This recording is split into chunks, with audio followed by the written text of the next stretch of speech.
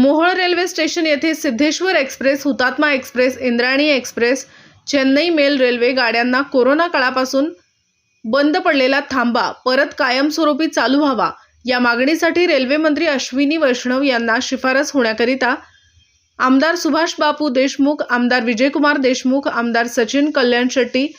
व railway office सोलापूरचे प्रमुख DRM सुजित मिश्रा यांना चेंबर ऑफ कॉमर्सचे पदाधिकारी व भाजप पदाधिकारी यांनी समक्ष भेट घेऊन या गाड्यांचा थांबा लवकरात लवकर चालू व्हावा याकरिता निवेदन देऊन चर्चा केली। यावेळी तिन्ही आमदार साहेबांनी या शिष्टमंडळास सकारात्मक दर्शवत येणाऱ्या काळामध्ये आम्ही तुमच्या सोबत समक्ष येऊन दिल्ली येथे केंद्रीय रेल्वे मंत्री यांच्या सोबत आपली बैठक लावून हा प्रश्न मार्गी लावणार असल्याचे सांगितले। या शिष्टमंडळामध्ये चेंबर ऑफ कॉमर्सचे अध्यक्ष प्रवीण डोके, भाजपा जिल्हा उपाध्यक्ष तथा नगरसेवक सुशील भैया क्षीरसागर, जिल्हा उपाध्यक्ष सतीश काळे, मुजीब मुजावर, आकाश फाटे, उमर शेख, सागर लेंगरे, बाळासाहेब क्षीरसागर, अजय कुरडे, आबासाहेब जाधव, मनसूर इनामदार आदी उपस्थित होते।